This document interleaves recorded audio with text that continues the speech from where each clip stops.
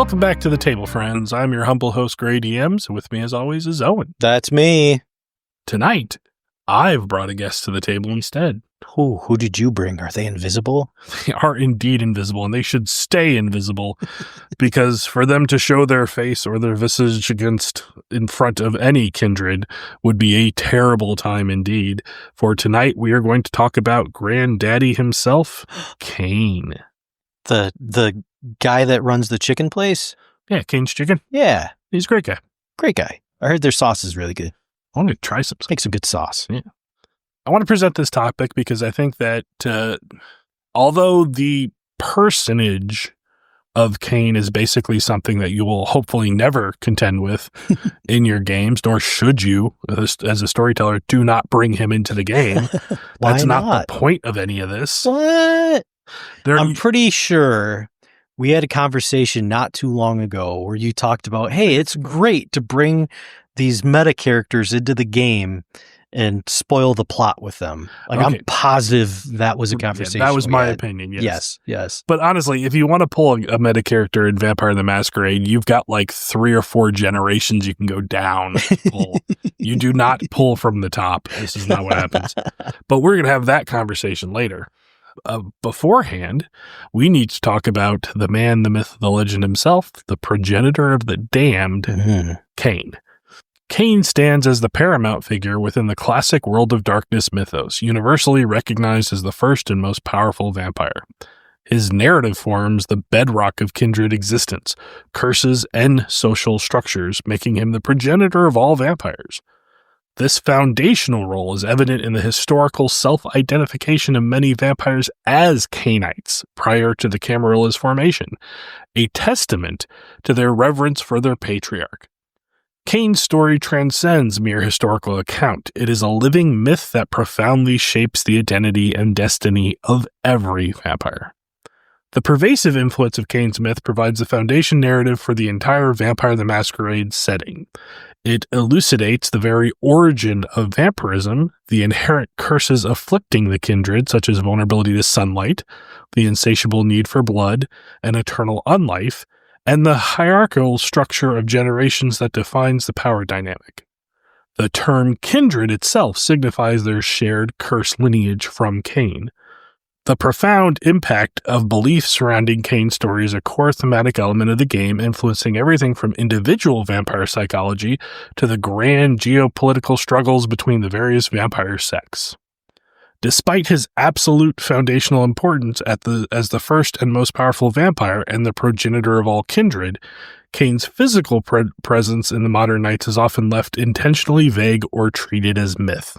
The game's narrative frequently focuses on localized, street-level horror rather than the direct interaction with an ancient godlike figure. This creates a compelling narrative paradox, a figure of unparalleled significance who remains largely absent from the direct engagement. This ambiguity is not merely a plot device, it reinforces the game's central theme of unreliable narration and the subjective nature of truth within the world of darkness. The uncertainty surrounding Cain's existence or activity fuels the diverse nodist beliefs and sectarian conflicts, allowing storytellers immense flexibility to portray Cain as a distant, almost divine figure, a subtle, unnoticed presence, or simply a powerful, enduring idea. This approach maintains a sense of ancient, unknowable horror at the very root of vampire existence, contributing significantly to the game's gothic punk aesthetic. So, I heard he's hanging out in a coffin in a city, and Beckett and Smiling Jack are... We're going to get to that. So, the origin of Cain, and by extension all vampires, is steeped in myth and conflicting narratives. The primary account draws heavily from biblical parallels, yet introduces unique interpretations that define the kindred's cursed existence. The most widely accepted account of Cain's genesis is detailed in the Book of Nod. This narrative positions Cain as the firstborn son of Adam and Eve and the elder brother to Abel and Seth. Cain, a farmer, and Abel, a shepherd, each prepared sacrificial offerings to God. Abel's offering of the finest animals was favored, while Cain's choicest crops were rejected, because everybody knows God hates vegetarians. He made all these delicious creatures for us. It's like no, one step. This divine preference ignited a profound dispute, culminating in Cain's murder of Abel on the sacrificial altar, an act portrayed as Cain offering his brother as the finest sacrifice. Intriguingly, Days of Fire, another lore source, describes Cain's act as a gift of delusion, wherein he believed he killed Abel out of love, when it was in fact an act of hate, allowing him to forge pride from shame. Mm. As a direct consequence of this fratricide, God and his angels cursed Cain.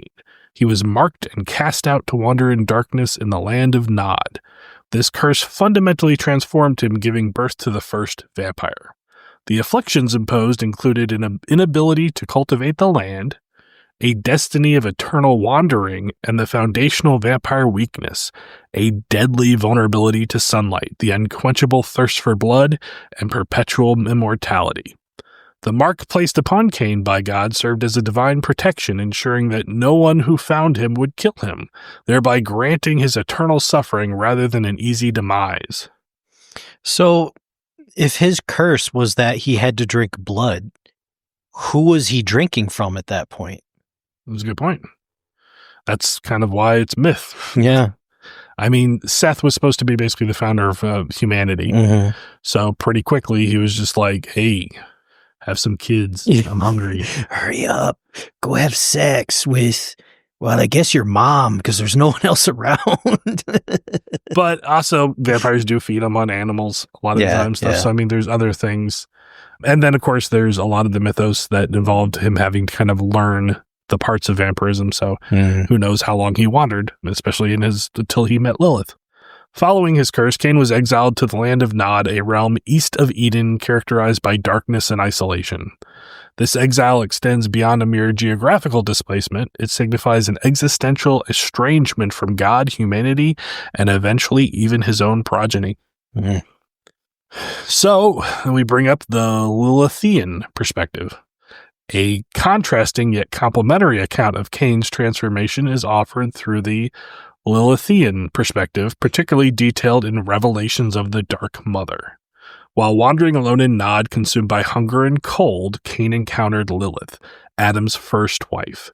Lilith herself, an outcast from Eden for her defiance of God and her assertion of her birthright, offered Cain solace, sustenance, clothing, and comfort. She then revealed to him the formidable power she had discovered within the darkness.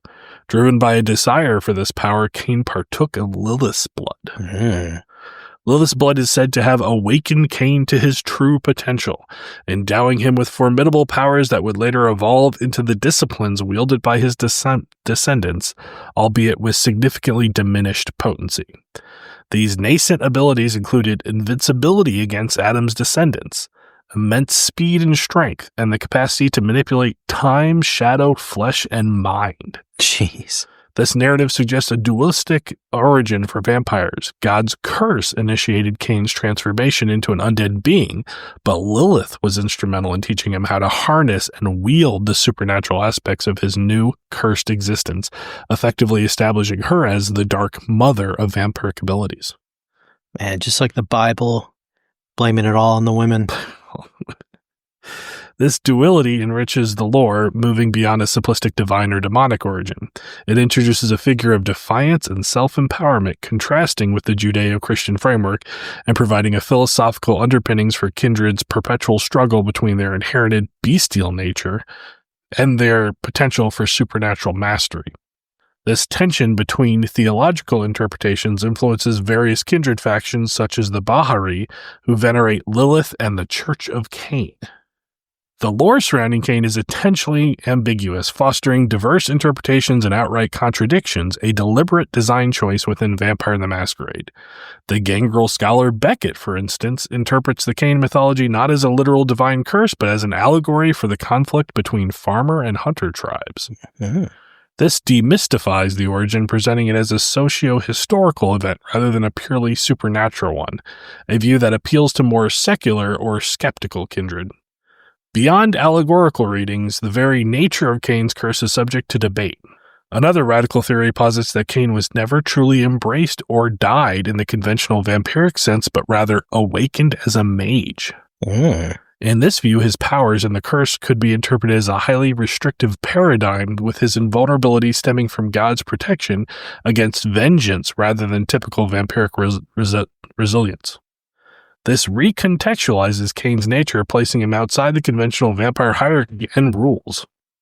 Smack the book around. Man, so I mean, that really raises a question. If you have, in the world of darkness, a mage that is deluded to the point that they don't, understand or realize, they see themselves as a vampire, create the curse in their mind, and then begin feeding on people, spreading that curse on, and literally all it is, there's just this crazy mage, and he just thinks responsible for all of this. Yeah, I mean that's actually a very interesting.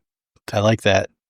The fragmented nature of the Book of Nod itself contributes to this inherent ambiguity, containing conflicting passages that storytellers are encouraged to leverage to simulate the challenges faced by Nodist scholars.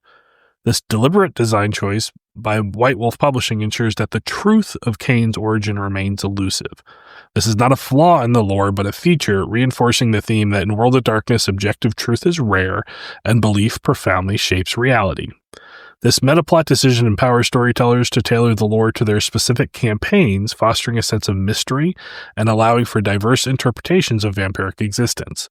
It also mirrors the internal struggles of the kindred, who grapple with ancient myths and prophecies that may or may not literally be true, yet profoundly influence their actions and beliefs.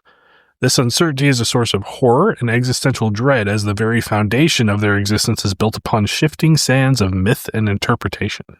Like you said, what happens when all the things that have affected you and your 2,000 years of lineage are from some mad mage instead of a divine curse, And somebody goes like, hey, I cast like Awaken Mind on that dude. And they're like, oh, vampires aren't real. Some dude's over there sucking some dude's blood. Oh God, why? Oh, I gotta turn to dust now. It just begs the question too, if Cain did that, would it go away if he died? There's a lot of questions, Mm-hmm. That's fun. I like this metaplot. I think the metaplot's really cool. I want a nod of this metaplot to show up in future games sometimes, huh? See, metaplot's good. Oh, look. Speaking of the first murder. The curses laid upon Cain and subsequently inherited by all kindred define their existence. So, immortality. Cain and all his progeny are immune to death by old age, perpetually remaining in a state that they were at the time of embrace. This eternal unlife is a central aspect of God's punishment, condemning Cain to endless wandering. Bloodthirst. Vampires are compelled to consume human blood for their survival, unable to subsist on any other nourishment. This vitae also serves as a fuel for their supernatural powers, known as disciplines, and enables their rapid healing. This curse inextricably links their survival to the act of predation, serving as a consistent, visceral remainder of Cain's original sin. That's a good point. They made the vegetarian drink blood. Now, I don't think he was a vegetarian. I guarantee when Abel was barbecuing up, a sow or something, Cain showed up. He's like, I brought the baked beans and the sweet corn. Somebody's just like, look, my job is to be a farmer. I have farmed all this vegetables, and the choicest stuff is yours. I killed a sheep. I like that sheep better. I like that sheep. Well, I'm going to go murder you. That always bugged me as a kid, too. I was like, I get the whole rest of it, but that particular part didn't, Well, you grew up in Texas, and Texas is beef country, so. I for a while, when I was a kid, I thought I flipped it. I was like, oh, no. He was like sacrificing animals, and that was wrong. And like God wanted the vegetarian stuff. And then like read it again. I was like, nope, doesn't make any sense. Sunlight vulnerability. Direct exposure to sunlight is lethal to kindred, capable of inflicting final death within mere seconds. They are condemned to wander in darkness, falling into a death-like torpor during daylight hours. This vulnerability is a direct consequence of Cain being cast out from the Lord's presence and banished to the land of Nod, a realm of perpetual night. Infertility. Unlike his biblical counterpart, who is described as having children, Cain in Vampire the Masquerade was rendered infertile by the divine curses, unable to procreate through natural means. Humanity's continuation fell to his younger brother Seth. This curse necessitates the embrace, the act of transforming a mortal into a vampire, as the sole means of vampiric procreation, thereby forging a direct blood-bound lineage from Cain to all kindred. The Beast. Every kindred harbors an inner beast, a primordial predatory drive fueled by rage, hunger, and fear. This feral aspect can overwhelm a vampire's conscious mind, leading to a frenzied, violent outburst. The ongoing struggle to maintain one's humanity against the insidious influence of the beast is a major thematic pillar of the game, encapsulated by the adage, "A beast I am, lest a beast I become." This represents a profound psychological curse, an eternal internal battle mirroring Cain's own internal conflict and the violence of his original transgression. And the mark of Cain. God placed a specific mark upon Cain not to protect him from harm, but to prevent others from killing him, ensuring his eternal suffering rather than an easy death. This mark also grants him a form of near invulnerability, allowing him to reform even if his body is scattered. So Cain's legacy. Cain's transformation initiated a lineage that would define the vampiric world, establishing a hierarchy of power and a shared identity rooted in its original curse. Following his own transformation, Cain eventually chose specific mortals whom he favored. He would drain them of their blood, bringing them to the brink of death, and then in a profound act, cut himself and compel them to swallow his own potent vitae. This ritualistic act called their souls back to their bodies, transforming them into the undead. This process is known throughout kindred society as the embrace. Tradition holds that Cain embraced 3 individuals, Zillah, Irad, and Enoch. These 3 are revered as the second generation, representing Cain's direct progeny and immediate inheritors of his cursed blood. The kindred hierarchy is meticulously defined by generations, a measure of a vampire's lineal distance from Cain. Cain himself is considered Generation 1. His direct childer, Zillah, Irad, and Enoch, constitute Generation 2. Their childer, in turn, form Generation 3, famously known as the Antediluvians, and so on. A fundamental principle of vampiric existence is that each successive generation is progressively weaker than the one preceding it. This weakening manifests as less potent blood and consequently diminished inherent power. This progression dilution of power is often attributed to either to Cain's original curse or a specific curse he is believed to have placed upon the 3rd generation. This generational system establishes a rigid social and power structure within kindred society where vampires of lower generations inherently command greater respect and possess more formidable potential. Cain's pervasive influence extends beyond mere biological lineage to shape the very identity of the kindred. The term Cainite was widely adopted self-identifier among many vampires, particularly before the formal establishment of the Camarilla. This nomenclature served as a direct acknowledgement of their shared ancestry from Cain. This highlights Cain's role not only as a biological progenitor, but also as the profound cultural and religious patriarch. His foundational story and the curses he endured underpin the collective experience of all kindred, shaping their understanding of their existence, their inherent weakness, and their perpetual internal struggle with the beast. The curses inherited from Cain are not merely afflictions. They are central to the very definition of what it means to be a vampire in Vampire the Masquerade. These shared burdens, the bloodthirst, the vulnerability to sunlight, the beast, the immortality, constitute a collective heritage, the kinship that binds all kindred. This transforms Cain's individual punishment into a collective identity, imbuing the kindred's existence with an inherent connection to sin and suffering, a gothic punk reflection of fallen grace. This shared curse nature fosters a complex society marked by both internal strife, driven by the beast and generation power struggles, and a profound sense of shared fate, particularly in the face of external threats like the Second Inquisition or the prophesied Gehenna. The curses are not just narrative elements, they are the fundamental mechanics of the game, directly linking the player's experience to Cain's ancient myth. Cain, while often a figure of myth, has left an indelible mark across numerous The Vampire Masquerade lore sources, from foundational text to subtle in-game implications. The most significant repository of Cain's lore is the Book of Nod, an epic poem published by White Wolf Publishing in 1993. This seminal text recounts the creation myth of vampires, tracing Cain's journey and transformation. It is structurally divided into 3 principal sections. The Chronicles of Cain. This section meticulously outlines the events of Cain's exile, commencing with the murder of Abel, his defiance of God's angels, his pivotal encounter with Lilith, the siring of his first childer, and eventually the founding of the first city. It serves as the core narrative for Cain's origin. The Chronicles of Shadow. This part comprises a collection of various Nodus lore offering ancient advice and commandments. Some of these fragments are directly attributed to Cain, while others are linked to clan founders. Notably, these fragments do not form a cohesive, continuous story, reflecting the fragmented nature of ancient knowledge. The Chronicles of Secrets. This concluding section presents a series of portents and omens concerning the impending end times known to vampires as Gehenna. Prominent themes include the final generation of vampires, the scarcity of blood due to overcrowding hunting grounds, and the ominous awakening of the antediluvians. This section directly links Cain's origin to the ultimate apocalyptic fate awaiting all kindred. Further expanding upon Cain's stories from different perspectives are the Erisses fragments and the Revelations of the Dark Mother. These books contain purported scripture from the Book of Nod. The Erisses fragments was notably included in Vampire the Dark Ages, complete with a backstory detailing its discovery and transfer to the Giovanni clan.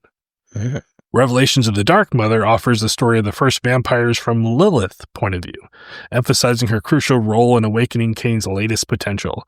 These supplements add layers of complexity and introduce potential contradictions, enriching the overall mythology. Cain is frequently referenced across a multitude of other official Vampire the Masquerade core books and supplements, a testament to his foundational importance. For example, Cain's Chosen, the Black Hand, refers to a Sabbat faction whose authority is deeply rooted in their belief in Cain. Editions such as Vampire the Masquerade Revised Edition and 20th Anniversary Edition consistently reference his lore, updating the settings to modern nights while steadfastly preserving classic themes. The Vampire the Masquerade 5th edition book, The Book of Nod, is a contemporary re-release designed to serve as both a prop and a primary lore source, outlining the genesis of vampires through Cain's mythology. Notably, the 5th edition metaplot explicitly shifts Cain and the antediluvians into the realm of myth rather than established fact, refocusing the narrative on more personal horror. A la Requiem? All right, so here we go. Implied and ambiguous appearances. While direct, undeniable appearances of Cain are rare, his presence is often subtly implied or shrouded in ambiguity, contributing to his mystique. One of the most notable implied appearances is the taxi driver theory in the video game Vampire the Masquerade Bloodlines. A mysterious taxi driver character throughout the game is heavily suggested to be Cain himself, although White Wolf repeatedly forbade the game's developers from explicitly confirming his identity, leading to a workaround where he might be a Malkavian Methuselah who believes he is Cain. In-game files containing his voice lines are named Cain.wave. Furthermore, Malkavian player characters known for their oracular insights react with profound terror in his presence. This enigmatic figure offers cryptic advice and appears to possess supernatural awareness, reinforcing Cain's legendary wandering nature and his detachment from the intricate politics of kindred society. Cain also features a discussion surrounding Gehenna scenarios and other metaplot developments. The Gehenna book, which presents various end-of-the-world scenarios for Vampire the Masquerade, positions Cain as a central figure in at least one narrative and allows for his appearance in other, though not every possible storyline. This suggests Cain's ultimate return or involvement in the final night of Kindred, even if his exact role is not guaranteed across all apocalyptic possibilities. The Beckoning event in V5, which compels elders to travel to unknown locations, is a narrative device that implicitly connects to ancient prophecies and potentially Cain's ultimate plan or the waking of the antediluvians. In modern nights, Cain's existence is deliberately left vague and is frequently treated as myth. The prevailing understanding among storytellers is that he is likely still alive but remains largely inactive in kindred politics, perpetually wandering the earth under various guises, whether as a cab driver in Los Angeles, a ranch hand in Montana, a beggar in Syria, a reverend in Germany, a hermit in Tibet, or even a Twitch streamer in South Africa. I mean, he's had so much time. Why not both? All of them, yeah. When he does interact with kindred, it is typically with fledglings and neonates who are largely unaware of his true identity or the profound significance of the Cain myth. His power is often described as surreal, beyond conventional game statistics, akin to a force of nature. Nah, we met that guy. Somebody killed him. Sure tried. The very idea of Cain is often considered more potent than his literal existence, as confirmed his presence could inadvertently diminish the myth that underpins kindred society. He is cursed to live forever, unable to die until God permits it, rendering him a perpetual, almost elemental force in the world of darkness. Some speculative theories even suggest he is in the body of every kindred, hinting at a possible future reformation of his being. All right. Could you imagine if, one day God's just like, man, why did I tie this string around my finger? I was supposed to do something. I was supposed to do something like a couple millennia ago. I totally forgot what that is. So the study of Cain's lore and fragmented texts attributed to him has given rise to a significant intellectual and religious movement within kindred society known as Nodism. Nodism refers to the scholarly and often zealous pursuit of knowledge related to the Book of Nod within the world of darkness. Those who engage in this profound study are Nodists. The pursuit is not merely academic. The Book of Nod is considered a central text within in-game Cainite religions, holding sacred significance for many. The primary objectives of Nodists is to meticulously collect and analyze more fragments of the Book of Nod in an effort to discern truth from falsehood. Their ultimate aspiration is to gain a comprehensive understanding of kindred origin, their inherent nature, and their sprawling history. Some Nodists harbor the fervent hope that an ancient Methuselah might awaken and either confirm or disprove the information contained with these texts. Yeah, that's what you want to happen. That's the thing that's going to be on its mind when it wakes up. Hey, I'm so glad you woke up. I really just need... So read this piece of paper. Just, why are you eating me? However, this hope often overlooks the inherent nature of these ancients who are rarely known for altruism or truthfulness. The fragmented and often contradictory nature of lore means that Nodist scholars face significant challenges in their quest for definitive answers. The quest for truth about kindred origins, while seemingly unifying, is inherently flawed and subjective within kindred world. The Book of Nod is explicitly fragmented and contradictory, and its interpretations are heavily influenced by the squabbles and biases of Nodist scholars. This means that the very act of seeking understanding about Cain's origin rather than fostering unity frequently leads to further division and conflict among Nodists and across various kindred sects. This dynamic reflects a core theme of Vampire the Masquerade. Power dynamics are often intrinsically linked to the control of information and narrative. The truth about Cain is a powerful tool, and different sects either suppress or promote Nodist lore based on their specific agendas. For instance, the Camarilla actively suppress such knowledge while the Sabbat aggressively seeks it. This intellectual pursuit thus becomes a profound political and even existential struggle, as understanding the origins could reveal their ultimate fate such as Gehenna and profoundly influence their actions. The documented bias of prominent scholars like Aristotle de Laurent and Cuthbert Becket furthermore underscore that even seemingly scholarly pursuits are far from objective in this shadowy world. So several figures are recognized as authorities on the Book of Nod, each contributing to and influencing the Nodist movement. Aristotle de Laurent, a Malkavian, was an esteemed elder from Paris. De Laurent is celebrated as a prolific writer, scholar, and antiquarian. His compiled version of the Book of Nod is the most widely disseminated and studied among modern kindred. He maintains a respectable standing within the Camarilla, benefiting from his position as a protege of Paris's prince, Francois Villon. Cuthbert Becket. Obviously, we talked about him. Go see that podcast. Yep. Aisha Jocastian, another Malkavian, a highly controversial figure. Jocastian is an ardent proponent of the widespread distribution of the Book of Nod and advocates for the transfer of ancient knowledge throughout the dangerous practice of diablerie. Her radical actions have led to her being blood-hunted from numerous Camarilla domains and earned her a place in the infamous Red List due to her severe breaches of the Masquerade and engagement in diablerie. She embodies the radical, perilous edge of Nodism, prioritizing the dissemination of knowledge even at immense personal and societal costs. I'm just eating them because I need to know what they know. It's nothing major. I'll eat your brain and take your knowledge. So Nodist beliefs have given rise to various factions, each interpreting Cain's legacy and the prophecies of the Book of Nod through their own distinct ideological lenses. The Sabbat. The worldview of the Sabbat sect is profoundly rooted in the Book of Nod. They perceive the antediluvians as betrayers of Cain and actively seek out Nodist lore to understand and prevent the return of these ancient progenitors, positing themselves as an army dedicated to their destruction.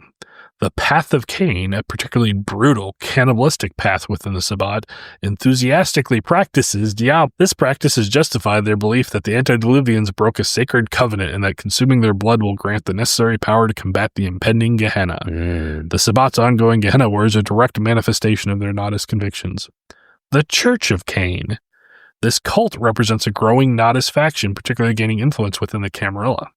They regard the Book of Nod as a holy text and are dedicated to uncovering definitive proof of the kindred's direct connection to Cain. They even incorporate the book into their sacred sacraments.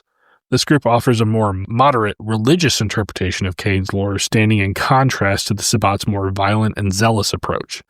In the V5 metaplot, this group has begun to forge connections with both the Camarilla and Anarchs under the leadership of a mysterious figure who claims to be the Vicar of Cain. So there you go. That's another chicken place. Church's chicken, and then you got Raising Cane's. Like what? I think there's something deeper there. Cain's turned into the world of fried chicken. Well, I think it's more of a thing where he's just like, oh, you don't like my sacrifice of my, corn and beans. I'm just going to sacrifice every chicken there is out there and make people eat it. I'm going to take the child of your work and I'm going to break it and mix it upon my land's fruit. And then I will smother the child's mother with it and fry it in the burning embers of hell. And you will eat it and love it and wish for more. And then I made this delicious sauce that you can dip it in. Sauce is really good too. So some other groups, there's Third Day, a Nodist plague cult based in Antwerp. This group worships the beckoning itself, believing it to be the direct work of an ancient being. Garotville, a clandestine society of Camarilla Nodists. The Garotville often works to suppress any knowledge of the antediluvians. Their fear is that widespread awareness of Nodist beliefs will radicalize younger kindred, pushing them towards the Sabbat or inciting rebellion against their elders. This group exemplifies the internal conflict with the Camarilla regarding ancient lore. And the Boule, these autarkist kindred, primarily bankers and financiers who are rumored to possess a strong inclination for hoarding Nodist artifacts and lore. Their interests suggest a more pragmatic, perhaps exploitative approach to the ancient knowledge. So, Camarilla versus Sabbat stance on Nodist lore. The differing stances of the Camarilla and the Sabbat on Nodist lore highlights a fundamental ideological schism within kindred society. Officially, the Camarilla vehemently denies the very existence of antediluvians, maintaining that they are long extinct. To preserve the Masquerade and maintain social order, their archons actively hunt down and destroy any Nodist lore they discover. Despite this official denial, many Camarilla elders unofficially harbor deep fears and actively prepare for the prophesied Gehenna. It sounds a lot like our current government in many ways. Rising up. They're going to rise up and take us. In stark opposition, the Sabbat actively seeks out Nodist lore, considering it indispensable for understanding and ultimately preventing the future of the antediluvians. They view themselves as a dedicated army poised against these ancient beings. Their entire worldview and many of their core practices, including the widespread use of diablerie, are directly informed and justified by their interpretation of Nodist texts. The profound divergence in approach to Nodism is not merely a philosophical difference. It serves as a fundamental driver of the Vampire the Lore metaplot. The differing interpretations of the subsequent actions taken by these major sects based on Nodist lore directly fuel the conflicts of the game, particularly the jihad and the eternal structure among vampires and the looming threat of Gehenna. The game utilizes Nodism to explore complex themes of prophecy, self-fulfilling doom, and the manipulation of historical narrative. The truth of Cain's story, as interpreted by various factions, directly dictates the truth of the apocalypse. The suppression of Nodist lore by the Camarilla underscores their desire to maintain control and deny uncomfortable truths, while the Sabbat fanaticism demonstrates the inherent dangers of embracing a literal interpretation of ancient, often contradictory texts. This dynamic ensures that Cain, even in his ambiguous absence, remains the ultimate catalyst for the kindred's unfolding tragic destiny. So tragic. Yeah, so once again, a whole bunch of stuff about Cain without actually talking about a guy. So like I said, Cain should probably never be used as a... No. Yeah, he's too high up. I like how he was used in Bloodlines. I like the whole thought, and they did it with the threat of the Methuselah in that game too. I like the whole idea of just like, if you fuck up, it's the end of the world. Yeah, but you don't necessarily actually need it to happen. Yeah, it's that thing of, so for me, back to a previous argument we just had, but for me, I am one of the worst examples of this, where when I come across a new ecosystem, a new lore, a new game, and we start playing in it, inevitably I'm drawn to the big things, and I want to take those big things and show the rest of my table those big things through my lens. Look at it. Look at it. It's Cain. You're talking to Cain. And inevitably you look at me and I'm looking at my phone, just like, Cain. I got it. Was in the Bible. I don't care. Yeah. Whatever. So like, that's why I say like, that's why I've kind of built up an understanding that maybe those things are low hanging fruit and should be avoided. Yeah. I think something as large as Cain, yes. Smaller things, go for it. But yeah, Cain should never be, unless that is your game. Like, your game is, no, this is the end of the world. This is what's going to bring it. Everybody is coming out that could possibly be involved in it. If that is your story, then sure. But the other 99% of people, don't even bother. I can't remember what game it was that we played, but I distinctly remember playing a game, setting up a character that was like kind of enigmatic, and like no one really knew who they were. They were meant to be someone incredibly like important. And I think you were the person that engaged with them. And I basically watched your emotional state go from like really excited to get access to them to be inquisitive. And then when I dropped who they really were, you spun on your heels and were like, I don't care about this anymore. When was this? I don't, that's the problem. I don't remember exactly what it was, but I remember like so visceral, like that just did not work at all. Oh, I've ruined so many of your plans, Grey. I'm so sorry. No, but it was I like, don't intend to. That was like a foundational understanding of like, that doesn't work. Like, I should never do that with that person at my table, because it just like, it was. Maybe I'm the problem.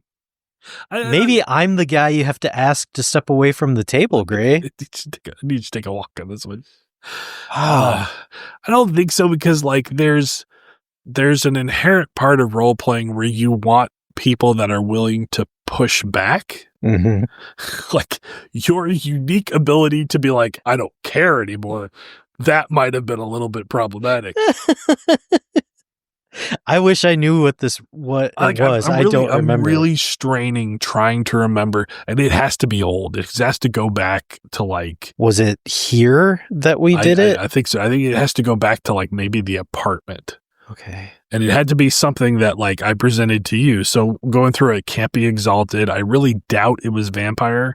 Yeah, I think we only played like one Vampire game there. Yeah, and so I'm like, I can't even imagine what it was, but like I know that lesson was drilled so hard into my brain. It's so long ago. That was like, this is what happens. And like, like I remember. Yeah, I was like, I'm wrong. It was wrong.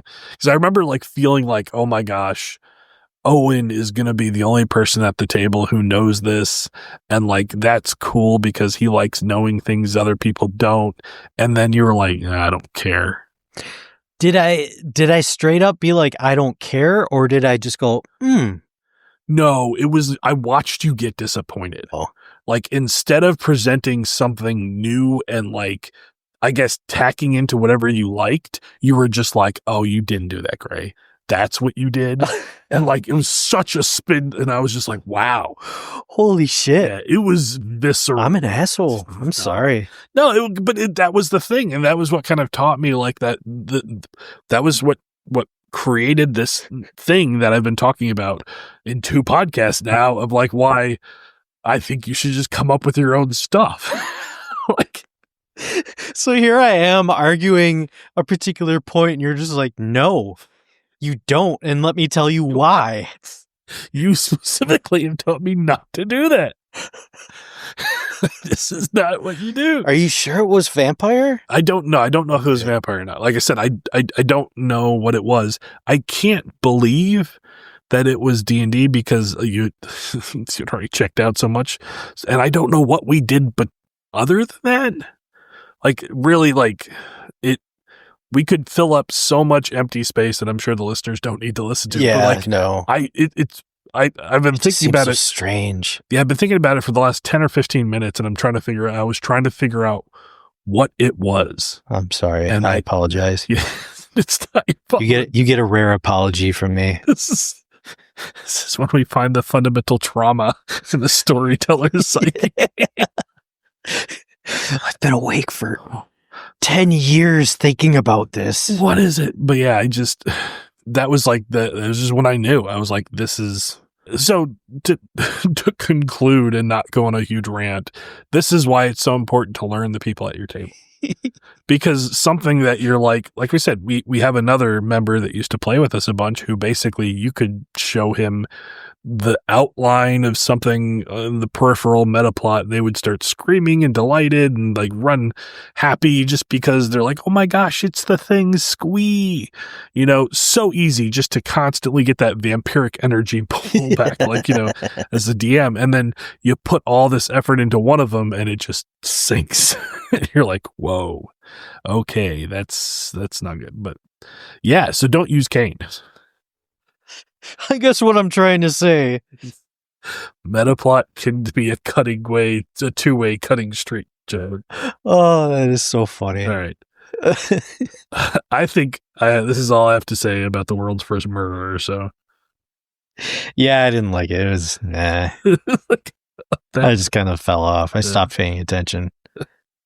All right. As soon as you said Cain, I was like, whatever. I'm done. With that, we will see you listeners again. Goodbye.